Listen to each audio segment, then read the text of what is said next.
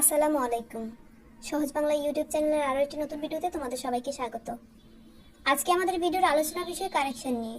শুধুমাত্র 9টি রুলস দিয়ে কীভাবে সেন্টেন্স কারেকশন করা যায় সেটি আজকে আমরা এই ভিডিওর মাধ্যমে তুলে ধরব। যদি ভিডিও থেকে এতটুকু উপকৃত হও তাহলে চ্যানেলটি সাবস্ক্রাইব করতে ভুলবে না এবং লাইক কমেন্ট করে পাশে থাকবেন।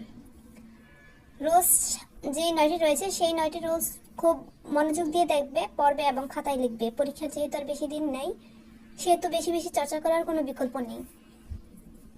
প্রথম রুলটি হলো লেটের পরে সবসময় অবজেক্টিভ ফর্ম হয়। অবজেক্টিভ ফর্মগুলো আমরা দেখে নিব।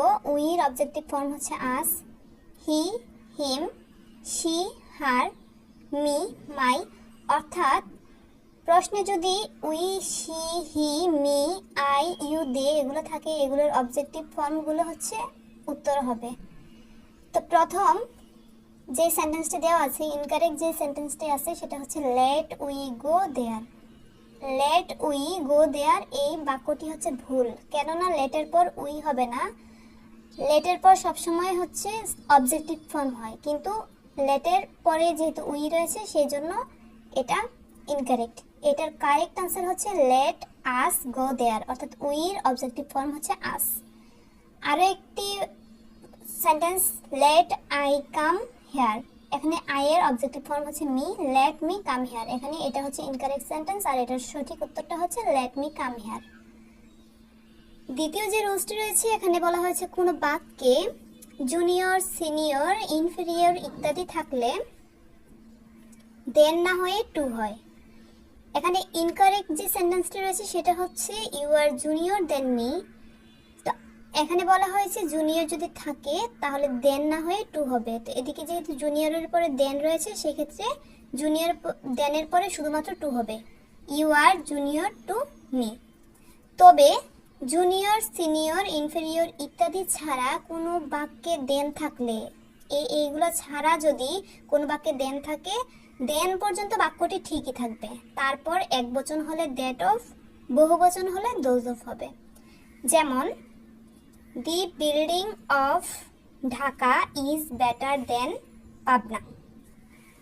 তো বিল্ডিং যেহেতু বলছে এটা এক বচন, তাহলে কি হবে, এই দেন পর্যন্ত আমরা ঠিক রাখবো। দি building of Dhaka is better, তারপর দেন পর্যন্ত ঠিক রাখলাম। দেনের জায়গায় কি হবে, দ্যাট অফ। যেহেতু এটা এক বচন সেই জন্য দ্যাট অফ পাবনা। এরপর দেখো দ্যাট অফ এবং দোজ অফ দুটি আমরা উদাহরণ দিয়েছি। The roads of Dhaka are better than Patna। এখানে রোডস কি, রোডস হচ্ছে বহুবচন সেই জন্য কি হবে, the roads of Dhaka are better. Than পর্যন্ত আমরা ঠিক রাখবো, বেটার পর্যন্ত আমরা ঠিক রাখলাম, দেনের আগ পর্যন্ত ঠিক রেখে তাহলে যেহেতু রোডস তো দোজ অফ পাবনা, যেহেতু বহুবচন বলা হচ্ছে সেই জন্য দোজ অফ পাবনা। প্রথম যেই রুলটা গেল সেটা হচ্ছে লেটের পর সবসময় অবজেক্টিভ ফর্ম হয়। এরপর হচ্ছে সিনিয়র, জুনিয়র, ইনফেরিয়র এগুলো যদি থাকে তাহলে দেন না হয়ে টু হয়, এবং এগুলো ছাড়া যদি বাক্যে দেন থাকে তো দেন পর্যন্ত বাক্যটি ঠিক রেখে এরপর একবচন হলে দ্যাট অফ, বহুবচন হলে দোজ অফ হবে। রুল 3, বাক্যের মধ্যে যদি as though, as if, wish এরপর মানে এগুলো যদি থাকে এরপরে বি ভার্ব হিসেবে ওয়্যার হবে। যেমন হি টক্স অ্যাজ ইফ রয়েছে, he is a learned man. এখানে ইজ রয়েছে বি ভার্ব সেই জন্য, এবং অ্যাজ ইফ রয়েছে বাক্যে, এবং অ্যাজ ইফের পরে বি ভার্ব হিসেবে রয়েছে ইজ। তাহলে এটার উত্তরটা হবে he talks as if he, be ভার্বের জায়গায় কি হবে, ওয়্যার হবে, a learned man. Rule 4, unless, till, until এরপর নট বা ডু নট হয় না, কারণ এগুলোই নাবোধক ওয়ার্ড। এরপরে হচ্ছে নো বা ডু নট হবে না। যেমন stay here until I don't come. এখানে স্টে হেয়ার আনটিল যেহেতু আছে, আনটিলের পরে একটা বাক্যে দুইবার না সূচক শব্দ ব্যবহার করার কোনো দরকার নেই, এবং কি এটা মানে হবেও না, সঠিক হবে না। সেই জন্য এটা সঠিক উত্তরটি হবে stay here until I come. এখানে ডু নট বাদ যাবে। আনলেস, টিল, আনটিল এগুলো যদি থাকে তাহলে বাক্যের মধ্যে নট এবং ডু নট আর হবে না। রুল 5, সাবজেক্টের পর died of, died for, died by, died from কোথায় হবে। রোগে মারা যাওয়ার জন্য ডাইড অফ হবে, দেশের জন্য মারা যাওয়ার জন্য যদি হয় সেক্ষেত্রে ডাইড ফর হবে, দুর্ঘটনায় মারা গেলে ডাইড বাই হবে, এবং খাবার বা ওভার ইটিং এর জন্য যদি মারা যায় সেজন্য হবে ফ্রম, ডাইড ফ্রম। তো কোন ক্ষেত্রে কোনটা হবে এটা বাংলা সহ দিয়ে দিয়েছি, তোমরা অবশ্যই এগুলো মুখস্থ রাখবে। এখানে এক্সাম্পল দিয়েছি, হি ওয়াজ ডাইড ফর ফিভার, সে জ্বরের জন্য মারা গেছে, বা হচ্ছে অন্য যে কোনো রোগ হইতে পারে। তো এখানে কি হবে, ফর দেওয়া আছে, ফর তো হবে না, রোগের জন্য মারা গেলে হবে ডাইড অফ, সেজন্য ডাইড অফ হয়েছে। তারপর আরেকটি উদাহরণ দেখো, he died of the country, সে দেশের জন্য মারা গিয়েছে, সেই জন্য অফ হবে না, এখানে ফর হবে। আরো একটি উদাহরণ দেওয়া আছে, he died for a car accident, সে কিভাবে মারা গেছে, দুর্ঘটনায় মারা গেছে। তো দুর্ঘটনায় মারা গেলে ফর হবে না, এখানে বাই হবে। রোল 6, প্রেফার বা প্রেফার্স এর পর দুটি ভার্ব থাকলে ভার্বের সাথে আইএনজি হয় এবং দেন উঠে গিয়ে টু হয়। যদি একটা সেন্টেন্সে প্রেফার বা প্রেফার্স থাকে, এরপর যদি দুইটা ভার্ব থাকে, ভার্বের সাথে আইএনজি হবে কিন্তু দেন উঠে গিয়ে টু হবে।